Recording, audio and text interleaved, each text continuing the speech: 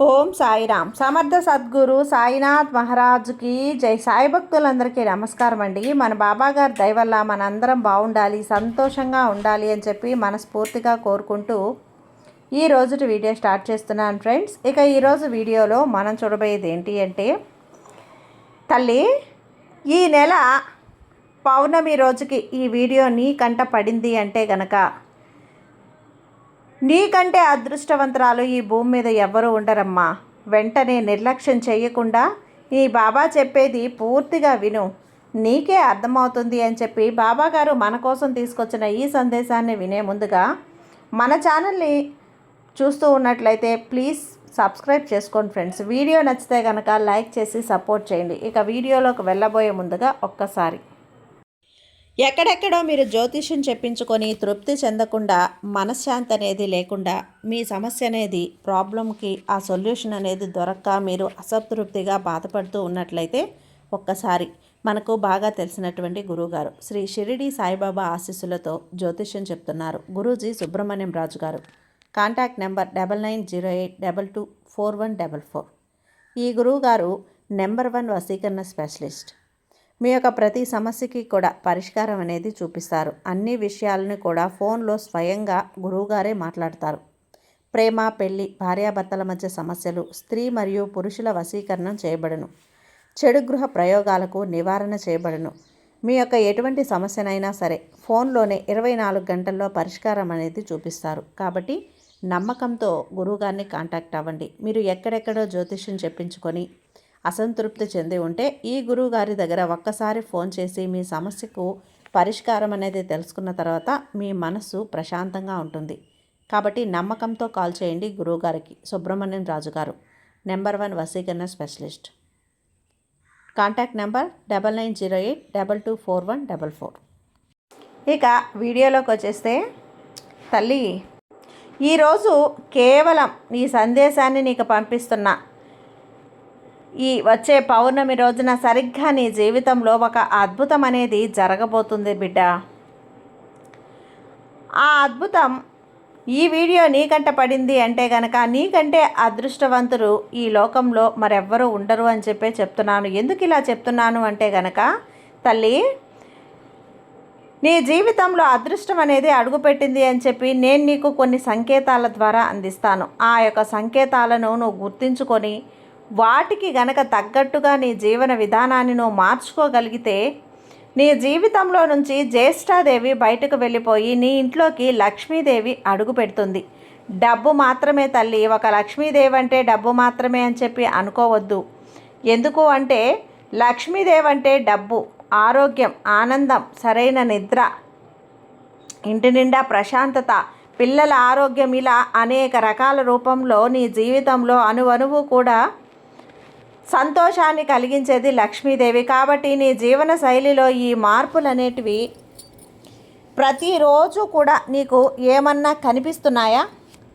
నేను చెప్పిన మార్పులన్నింటిలో కూడా అన్నీ నీకు మార్పులు కనిపించకపోయినప్పటికీ కూడా కనీసం ఒక 5 మార్పులు కనిపించినా చాలు, నీ జీవితంలో అదృష్టం అనేది అడుగుపెట్టినట్లే, లక్ష్మీదేవి అనేది నీ ఇంట్లో అడుగుపెట్టినట్లే, దరిద్రం అనేది వెళ్ళిపోతుంది అని చెప్పి నువ్వు తెలుసుకోవాలి. అంటే నువ్వు ఎప్పుడు కూడా నన్ను అడిగే ప్రశ్న ఒకటే కదా, బాబా నాకు ఆనందం అనేది ఎలా వస్తుంది, ఎలా ఉండాలి అనిపిస్తుంది, నాకేమో ఈ కష్టాలు, ఈ బాధలు, సమస్యలు నన్ను వెంటాడి వేధిస్తున్నాయి, నా జీవితంలోకి ఆనందాలే రావా అని చెప్పి జీవితంలో నువ్వు ప్రతిసారి కూడా నన్ను అడిగే ప్రతి ప్రశ్నకి నేను సమాధానం ఈరోజు చెప్తున్నాను వినిబిడ్డ. ఎప్పుడైనా కానీ నీ చుట్టూ కూడా పంచభూతాలు ఉంటాయి. నువ్వు ఏదైతే నెగిటివ్గా ఆలోచిస్తావో ఆ యొక్క నెగిటివ్ అనేది నీ చుట్టూ పంచభూతాల సాక్షిగా నీ చుట్టూనే ఉంటుంది అని గుర్తుంచుకో. ఎప్పుడైతే నాకు అంతా మంచే జరుగుతుంది అని చెప్పి నువ్వు అనుకుంటావో ఆ పంచభూతాల అనుగ్రహంతో నీ జీవితంలో అంతా మంచే జరుగుతుంది. నువ్వు ఖచ్చితంగా భావించాలమ్మా. అంటే మొదట నీ జీవితంలో ఆనందాలు రావాలి అని చెప్పి నువ్వు ఖచ్చితంగా భావించాలి. నీ మనసులో మార్పు రావాలి అని చెప్పి నువ్వు గ్రహించాలి. మొదట నువ్వు చెప్పే మార్పు ఏంటి అంటే, నీకు తెల్లవారుజామున బ్రహ్మ ముహూర్తంలో 3:30 జామున 5:30 లోపు మెలకువ వస్తుందా, లేదా 5:30 లోపు మెలకువ వస్తుందా, లేదా 3:30 నుంచి 5:30 లోపు కనుక నీకు ఎవరో లేపినట్లుగా మెలక వస్తే కనుక నీ జీవితంలో ఆనందాలు అడుగుపెడుతున్నట్లే లెక్క. ఇక రెండవది ఏంటి అంటే, ఎంతో నీ జీవితంలో చుట్టూ పరిసర వాతావరణం అంతా కూడా కష్టమయంగా ఉన్నప్పటికీ కూడా నీ మనసులో చుట్టూ ఏదైనా ధైర్యం, ఏదైనా కానీ దాటగలను, జయించగలను, నేను నెగ్గగలను, ఏ కష్టం కూడా నన్ను ఏమీ చేయలేదు, ఎవరిని కూడా అంటే ఒకరిని చూస్తే కొంతమందికి భయం వేస్తుంది.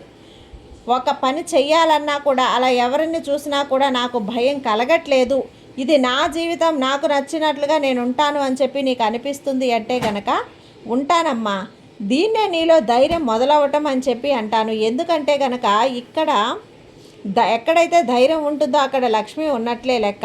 ఇక తర్వాతది ఏంటి అంటే, ఎప్పుడైనా కానీ నువ్వు బాధలో ఉన్నప్పుడు, లేదంటే కనుక ఏదైనా కానీ నువ్వు దుఃఖంగా ఉన్నప్పుడు, నీ యొక్క ఆరోగ్యం అనేది నీకు సహకరించినప్పుడు నా చేతి స్పర్శ అంటే నీకు ఎవరైనా సరే చేతి స్పర్శ తగలాలి. ఆ చేతి స్పర్శ వల్ల నీకు ధైర్యంగా నువ్వు ఏదైనా సరే ధైర్యం అనిపిస్తుందా? కానీ లేదంటే ఎదుటివారి మాటల రూపంలో నీకు ధైర్యం అందుతుందా?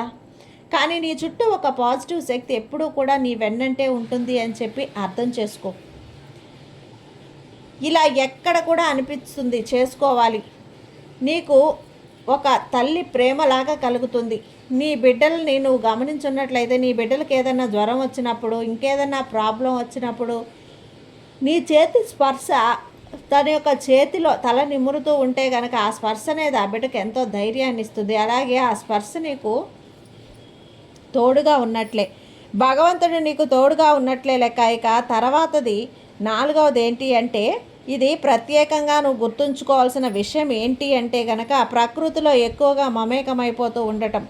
అంటే నీవు ఏదైనా కానీ పని చేస్తున్న చోట మొక్కల గురించి ఆలోచించడం, మొక్కల్ని పెంచాలి అని చెప్పి అనిపిస్తూ ఉండటం, మొక్కల మీద ఎక్కువ ఆసక్తి పెరగటం అనేది, రకాల పుష్పాలను తెచ్చుకోవాలి, నీకు పెట్టుకోవాలి అనిపించడం అంటే ఒక రకంగా ప్రకృతిని ప్రేమించడం అంటే కనుక నీ జీవితంలోకి అదృష్టం అడుగు పెడుతున్నట్లే లెక్క. కాబట్టి నీకు ఎప్పుడైనా అనిపిస్తూ ఉన్నా కానీ నీ జీవితంలోకి అదృష్టం ఉన్నట్లే లెక్క. ఇక తర్వాతది బిడ్డ, ఎప్పుడైనా కానీ నీకు అవసరానికి తగినంత ధనం నీ చేతిలోకి ఉంటుంది. అంటే తనకంటే గొప్ప అదృష్టం ఇంకోటి లేదు. ఎవరి కింద కూడా నువ్వు చెయ్యి చాపకుండా నీ యొక్క అవసరాలు, ఖర్చులు ఇంకా ఏవైనా కానీ నువ్వు ఒకరి కింద చెయ్యి చాపాల్సిన అవసరం లేదు. నీ బ్రతుకు నువ్వు బ్రతకగలుగుతున్నావంటే కనుక అక్కడ కూడా తల్లి నీకు మంచి జరుగుతుంది. ఎక్కడా కూడా నువ్వు తలదించుకోవడం భగవంతుడికి ఇష్టం లేదు. కాబట్టి నీకు ఒక హోదాలో ఉంచాలి అని చెప్పి చూస్తున్నాడు. కాబట్టి లక్ష్మీదేవిని యందు ఉంది అని చెప్పి నువ్వు భావించుకోవాలి. ఇలా ఇంట్లో ఏదో ఒక మంచి పరిమళం వస్తూ ఉంటే కనుక ఇంట్లో లక్ష్మీదేవి అడుగు పెట్టడానికి వచ్చే ముందు సూచనలుగా భావించుకోవాలి. అలాగే ఇంట్లో ఎవరికైనా శిరోజాలు బాగా పెద్దవిగా ఉండి ఎప్పుడూ కూడా వారి దగ్గర మంచి సుగంధ పరిమళం అనేది వస్తూ ఉన్నా కూడా ఆ వ్యక్తి దైవాన సంభూతులుగా భావించాలి. అటువంటి వ్యక్తులు ఉన్న ఇంట్లో ఎప్పుడూ కూడా లక్ష్మీదేవి తాండవిస్తూ ఉంటుందన్నమాట. కాబట్టి వీటన్నింటిలో కూడా నీ జీవితంలో నుంచి ఏవైనా సంకేతాలు కనిపిస్తూ ఉంటే కష్టాలు వెళ్ళిపోయి అదృష్టాలు అడుగు పెట్టబోతున్నాయని చెప్పి నువ్వు భావించుకొని తీరాలి. ఇక ఈ పౌర్ణమి లోపు నేను చెప్పినటువంటి ఇవన్నీ కూడా ఈ పౌర్ణమికి నీకు శుభాన్ని కలిగించినట్లయితే, సముద్రంలో అలలు ఎగిసి పడుతున్నట్లయితే పౌర్ణమి ఒక శుభానికి రోజున చేసుకునే మంచి శుభగడియగా భావిస్తూ ఉంటారు. కాబట్టి ఈ పౌర్ణమి రోజున నీ యొక్క జీవితంలో దరిద్రాలన్నీ వెళ్ళిపోయే అదృష్టాలు అడుగు పెట్టబోతున్నాయి. నువ్వు చేయవలసిందల్లా ఏంటి అంటే, చక్కగా ఒక రావి చెట్టు ఆకు కానీ మందారం ఆకు కానీ తీసుకొని, ఇది సంధ్యా సమయంలో చేయాలి. పౌర్ణమి రోజు మీ ఇంట్లో చక్కగా దీపారాధన చేసుకున్న తర్వాత సంధ్యా సమయంలో గుమ్మానికి ఆరు బయట ఉండే గడపకి ఇరుపక్కల ఒక 2 రావి ఆకులు 2 మందార ఆకులు కాసి తీసుకొని గడపకి 2 పక్కలా పెట్టి దాని మీద కొంచెం రాళ్ళ ఉప్పును ఉంచి తర్వాత నిమ్మకాయని నిలువుగా కోసి దాని మీద పసుపు వేసి దాని మీద పసుపు ఒక బిళ్ళ అటుపక్క ఇటుపక్క పెట్టేసి నువ్వు గనక ఆ కర్పూరాన్ని వెలిగించి ఆ తలుపులన్నీ తీసి మెయిన్ డోర్ దగ్గర గనక పెట్టావంటే ఇక నీ ఇంట్లో ఉండేటువంటి దరిద్రపు బాధలు, కర్మలు, అనారోగ్య సమస్యలు, జ్యేష్ఠాదేవి ఏదైతే నెగిటివ్ శక్తి నిన్ను పట్టి పీడిస్తుందో, ఎవరి యొక్క నరగోష్ట నరదృష్టి అనేది నిన్ను వెంటాడి వేధిస్తుందో ఆ సమస్యలన్నీ కూడా పూర్తిగా బయటకు వెళ్ళిపోతాయి. ఇల్లంతా కూడా ఒక పాజిటివ్ శక్తి అనేది నిండిపోతుంది. కాబట్టి ఈ పౌర్ణమి రోజున సంధ్యా సమయంలో కనుక నువ్వు ఈ విధంగా చేయగలిగితే ఖచ్చితంగా నీ జీవితంలో అదృష్టాన్ని నువ్వు ఆహ్వానించుకున్నట్లే బిడ్డ. ప్రత్యేకంగా ఈశాన్య మూల రావి ఆకును గనక పెట్టి ఈ విధంగా రాళ్ళ ఉప్పును పెట్టి అక్కడ మట్టి ప్రమిదను పెట్టి మట్టి ప్రమిది మీద దీపాల నువ్వుల నీళ్ళతో కానీ ఆవు నేతితో కానీ దీపారాధన చేస్తే ఆ పౌర్ణమి రోజున శక్తి ఇంట్లో నెగిటివ్ ఎనర్జీ అంతా కూడా ఆ ఉప్పు దీపం పీల్చేసుకుంటుంది. ఆ ఉప్పునన్నింటినీ కలిపి నీటిలో వదిలేయాలన్నమాట. ఈ విధంగా చేయటం వల్ల కూడా ఇంట్లో నెగిటివ్ ఎనర్జీ పూర్తిగా పోతుంది. నీవు పడుతున్నటువంటి సమస్యలు అనేవి దాదాపుగా 95-96% తగ్గిపోతాయి. గుర్తుంచుకో, ఇది నీ కోసం మాత్రమే చెప్తున్నటువంటి సందేశం కాబట్టి చెప్పింది చెప్పినట్లుగా చేసుకో, అంతా మంచే జరుగుతుంది. నీ సాయి నీ చెప్పింది నీకు అర్థమైంది కదా. ఈ బాబా మీద నమ్మకంతో ఉండమ్మా, నీకు అంతా మంచే జరుగుతుంది. నీ సాయి నీకు తోడుగా ఉండగా నీకు భయం ఎందుకు చెప్పు. సర్వేజన సుఖినో భవంతు. జై సాయిరామ్.